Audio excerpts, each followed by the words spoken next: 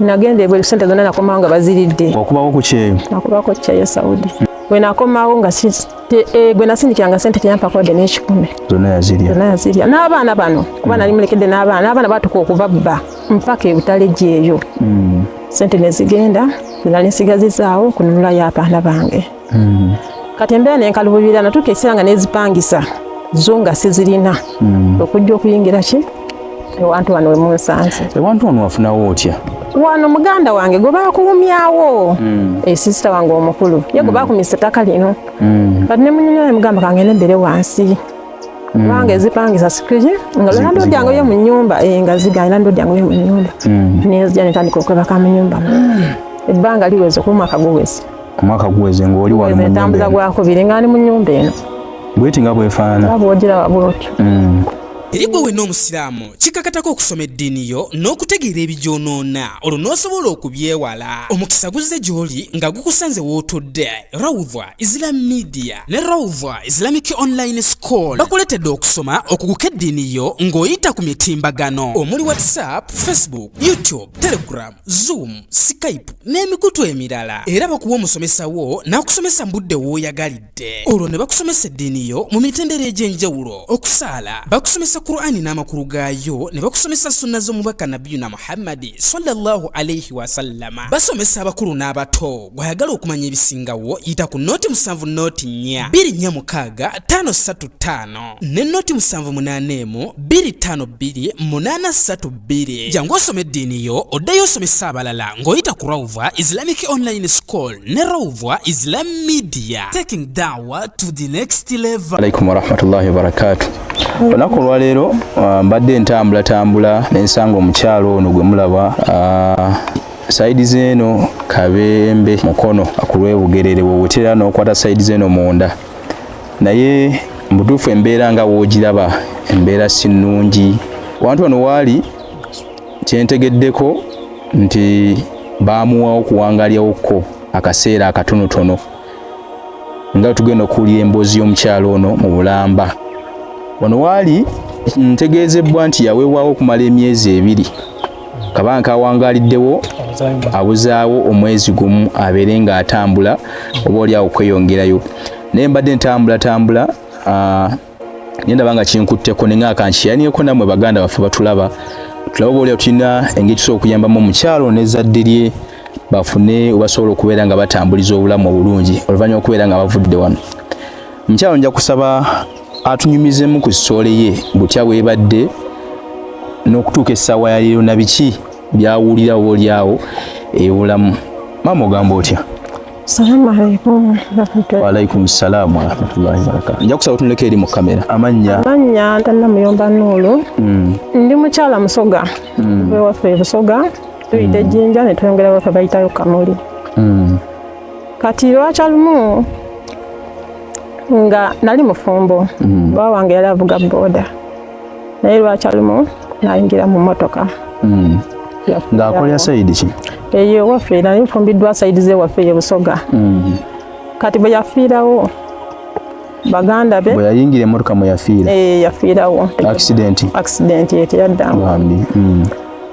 Kati ne bategeeza abewaka baganda be netukwataganako ffenna netugenda mpaka nga obubiri gwe bagutute ku poliisi oba ku poliisi n'ogutwala mu ddwaliro okwekebejja bamaliriza mu nnaku zaali 3 ne batuwa omuntu waffe netuza omubiri ewaka ne tumuziika. Naye mu kumuziika tebyali byangu kubanga wano we nafumbirwa ewasa zaala wange ne nnyazaala wange kuba nabasanga we bali nali mmanyi nti we baamuzaala naye ng'ate nnyazaala wange yajja naye mu lubuto naye teyakyogera. Kati wano mu kufa obuzibu bwajjira nga Sezaala agamba ono si mwana wange kale siyinza kola ki kumuziika. Waliwo mu kitundu ekimu gye twagenda ne Sezaala wange ne nnyazaala tuziike ki omwami oyo tata w'abaana bano yesebo kuba ono yamulekanga alina emyezi 2 mu lubuto. Naye bwe twatuukayo tebyali byangu oli naye nga yeegaana nti singa ali mwana wange yandikomyewokko naye muleetya muti omuntu akoze eki amaze okufa. Bintu kale tebyali byangu ng'amenje gyegali emiggo biki.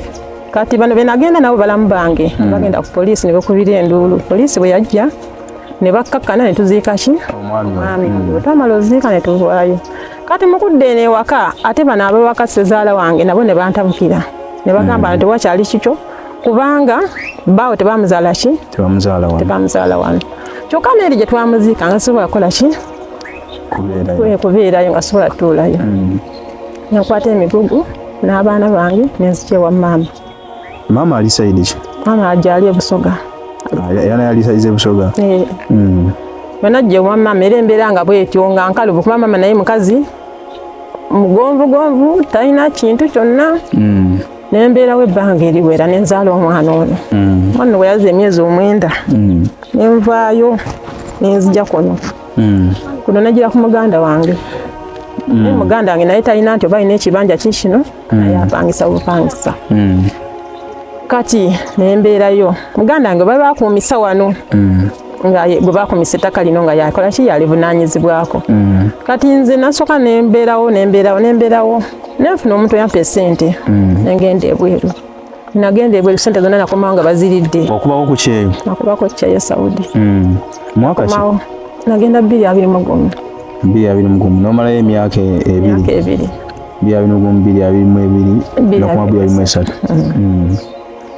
we nakomawo nga gwe nasindikiranga sente teyampa kode n'ekikumi zonna yazirya n'abaana bano kuba nali mulekedde n'abaana batuka okubabba mpaka ebutale gyeeyo sente nezigenda nga nsigazizaawo kununulayo abaana bange kati embeera nenkalububira natuuka ekiseera nga nezipangisa zo nga sizirina okujja okuyingira ki ewantu wano wemunsanze ewantu wano wafunawo otya wano muganda wange gwe bakuumyawo sisita wange omukulu ye gwe bakuumisa ettaka lino kati ne munyonyola emugamba kange nembere wansi kubanga ezipangisa sikiri nga lwena ndodyange yo mu nnyumba nga ziganya ndodyange yo mu nnyumba nezija netandika okwebaka mu nnyumba ebbanga liweze okuba omwaka guweze ng'oli wano mu entambuza gwakubiri nga ndi mu nnyumba eno bweti nga bwefaana bwogiraba bwotyo kati ekiseera bwe kyatuuka nanyini ttaka lino najja n'agamba ayagala kukozesaawo mabega wayise emyezi ndowooza 3 n'agamba kale nsanze mmaze osambula musige nja kudda kati agenza okudda nga tumaze osiga ebintu ebisinga obungi kuba ajja ku Sande eri yaggwa n'abakkiriza mulimirewo muganda wange abadde alimirawo emyaka giweze ng'alime kuba nagenda okujja kuno nga muganda wange alimirawo naye n'otandika okulima mpolampola kati bwe yajja ku Sande n'agamba bannaayo ndina byenjagala okukozesaawo naye saagadde mundabe bubi kuba mukozesezaawo ebbanga eriwera naye mukunguleko bye mwasigako mbawaddeyo mu maaso emyezi emeka guno n'ogujja mubeere nti mukola ki muvaawo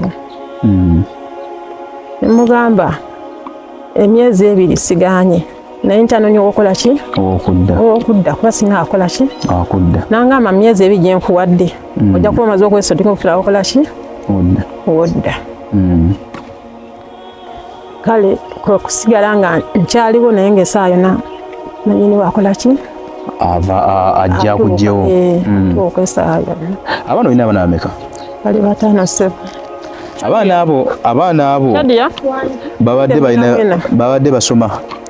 babadde basoma naye bano abato bano ono ye gwe bagobye bamugoba mu second term yabadde wa P7 atuula naye bali okuva omwaka oguwedde tebagenda kusomera olw'embeera tebagenda kusomero nabwo bwe tebasomye kuba omwaka oguwedde bakoma okusoma ya second term ogambye olina abaana bameka bali 5 waiswa Shakira atuuliza era atulaba akola Baazilya Media Uganda ekituufu kiri nti omukyalo ono embeera gy'ayitamu si nnungi okusinziira nga wolaba famire eno obunene bw'ayina bw'abaana 5 abaana bano bakulu mu myaka n'okubeera nga ennyumba gye basulamu efaanagana nga bw'ogirabye ennyumba eyo mutuufu etiisa gye tuli eno tuli wansi ku ttale ewasemba wansi ku ttale wasemba gye tuli nga tumulaba tutambudde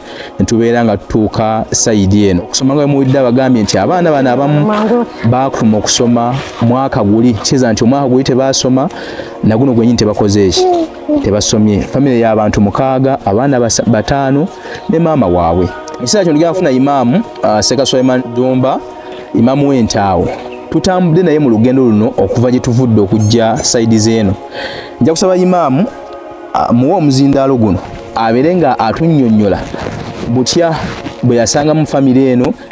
Imaamu salaamu alaikum. Alaikum salaam wa rahmatullah. Omukyalo ono otuzze okulaba olwaleero omusisinkana otya? Naam, bismillah alhamdulillah thumma salatu wassalamu ala rasulillah sallallahu alaihi wasallam abad. Abatulaba mwenna n'abatuwuliriza assalamu alaikum wa rahmatullahi wa barakatuh. Wa alaikum salaam wa rahmatullah. Nga tuli ku mukutu ogwa Rawda Islam Media Uganda, ensonga ya muganda waffe Namuyomba Nuuru mwannyinaffe nga ate namwandu n'abaana be mulabye okutambula kwaffe mu kifo kino okutuuka mu kifo kino waliwo muganda waffe bamuyita Swaibu. Mwanje Swaibu yali azze kusuubula miti kuba eno kibira. Wajja okusuubula emiti kibira eno bazze okutema kalitunsi n'asiŋŋaana omukyala n'abaana ng'ala bafuutuka mu nnyumba. Ennyumba gye twogerako yeno nga bwe mugiraba era ano baasibyesibyewo bitimbatimba mubiraba ng'ala bafuutuka mu nnyumba eno. Kyava abayita n'abagamba nti musula muno, ne bagamba nti ekyamazima tosula muno. N'agamba nti maama wammwe yaliwa, yasooka kuyita baana, ne bayita maama waabwe ne bajja n'abannyonnyola amawulire gonna ge muwulidde nga bw'agannyonnyodde. Bw'agannyonnyola ensonga eyo n'emukwatako, ensonga eyo n'agimpitiramu, we yagimpitiramu nange neesitula nenzija wano wennyini n'ayogera byebimu ng'era bw'abinnyonnyodde.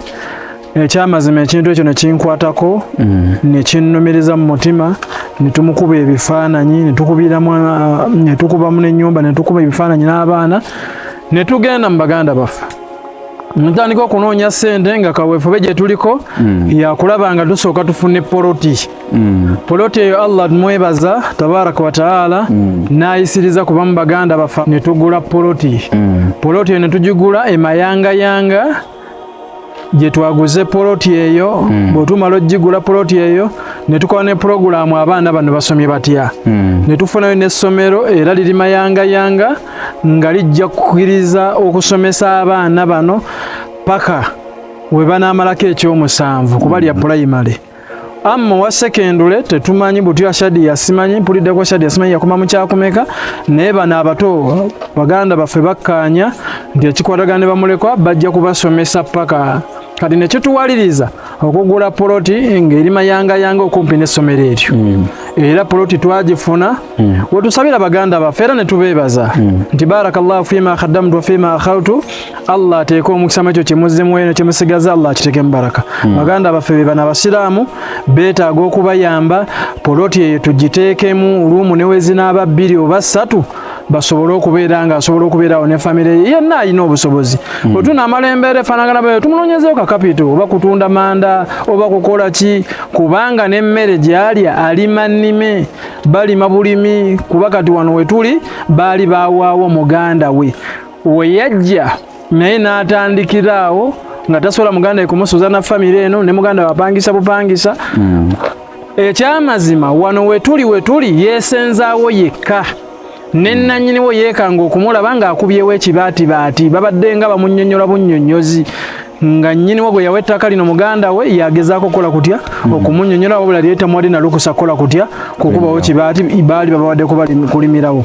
So wensabira baganda bamwe n'abatuwuliriza n'abatulaba tuyambeko omukyala tuyambeko muganda waffe mwannyinaffe Namuyomba Nuuru, omukyala ono nga mulaba n'abaana be. Saba Allah tabaraka wa taala buli awulidde omulanga guno n'atuwuliza n'atulaba ffenna tuyambeko. Seera bino oyamba Allah tabaraka wa taala naawe ajja kukubeerera mu kiseera kyo gy'okubeera nga weetaaga okuyamba.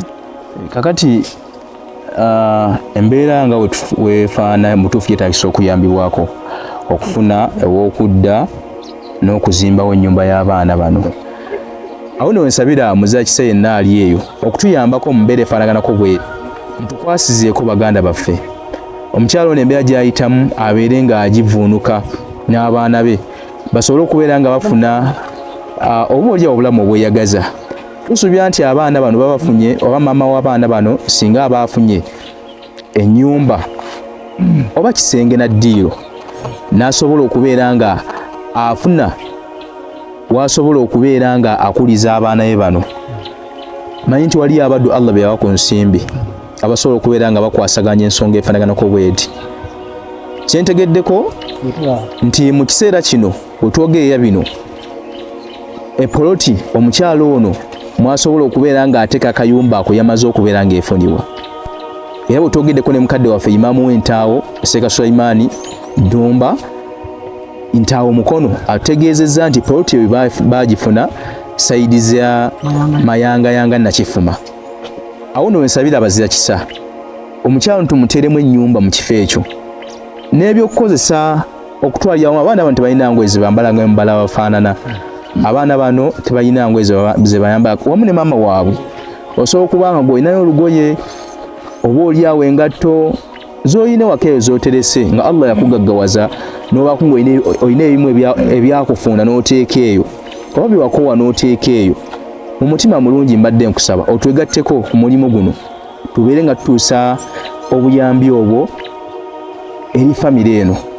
Ekituufu kiri nti obwetaavu bwo weebuli, naye obwetaavu obwo tulina bukwasaganya nga ffenna bano bantu nga ffe okuwangalira mu mbeera efaanaganako bwetyo. Oba oliawo nga gw'osula mu masannyalaze ofuna ekyokulya ekya buli lunaku, oba oliawo nga te bo olumu basiiba enjala. Nja kusaba muganda nga mpuliriza era atulaba obeere ng'otuyambawo ku mbeera efaanaganako bweti, tukwasaganyeeko ku mulimu guno ogufaanaganako bwe guti. Nja kwongera okubeera nga mbasaba mwenna awulidde omulanga guno beera ng'odduukirira mu mbeera yonna gy'osobodde. Kusanga tuli ku programu ya kuzimba nga Imam watunyonyodde nti ekifo kyafunika otugenda okubeera nga tuzimba ennyumba eyo. Era tujja kubeera nga tubalaga programu zaffe, tujja kuba tubalaga ekifo ekyo oba bwe kiri era butya bwekifaanana ki ekyetaagisa okubeera nga kiteeka mu kifo ekyo. Yenna alina ekyetaagisa okubeera nga kiyamba ku famire eno. Tujja kusaba oyite ku nnamba zaffe ezo eziri ku screen yo obeere ng'odduukirira omulanga guno. Tubeebaza nnyo mwenna abavaayo okubeera nga muyambako ku nsonga ezifaanagana ku naddala baganda baffe abasukiramu ku nsonga ya poloti nembeera nga mugamba at least poloti kebeerewo ebisigadde tunabyongerezaako mpola mpola. Tukwebaza okubeera nga otugoberedde okuva gye twatandikidde otuuka mu kiseera kino. Mutulinde mu mbeera ezindaba ziddako tujja kuba tubatuusaako buli kimu ekinaba kigenda mu maaso mu nteekateeka efaanagana ku bwetyo okutuuka nga mwannyinaffe maama w'abaana avudde mu mbeera efaanagana ku bwetyo gye mulabye oba oliawo nga naye afunye ku ssanyu wamu n'abaana be. Barakallahu fikum wa jazakumullahu khairan. Assalamu alaikum wa rahmatullahi wa barakatuh. Tusinkane nate. Eri gwe wenna omusiraamu kikakatako okusoma eddiini yo n'okutegeera ebigyonoona olwo n'osobola okubyewala. Omukisa guzze gy'oli nga gukusanze w'otodde. Rawdha Islam Media ne Rawdha Islamic Online School bakuletedde okusoma okuguka eddiini yo ng'oyita ku mitimbagano omuli WhatsApp, Facebook, YouTube, Telegram, Zoom, Skype n'emikutu emirala. Era bakuwa omusomesa wo n'akusomesa mbudde w'oyagalidde. Olwo ne bakusomesa eddiini yo mu mitendera egy'enjawulo. Okusaala bakusomesa Qur'ani n'amakulu gaayo ne bakusomesa sunna z'omubaka Nabiyuna Muhammadi sallallahu alayhi wa sallama. Basomesa abakulu n'abato. Bw'ayagala okumanya ebisingawo yita ku noti 7 noti 4 246 535 ne noti 781 252 832. Jangu osome eddiini yo oddayo osomesa abalala ng'oyita ku Rawdha Islamic Online School ne Rawdha Islam Media, taking da'wa to the next level. Al-yawma akmaltu lakum dinakum wa atmamtu alaykum ni'mati wa raditu lakum al-islam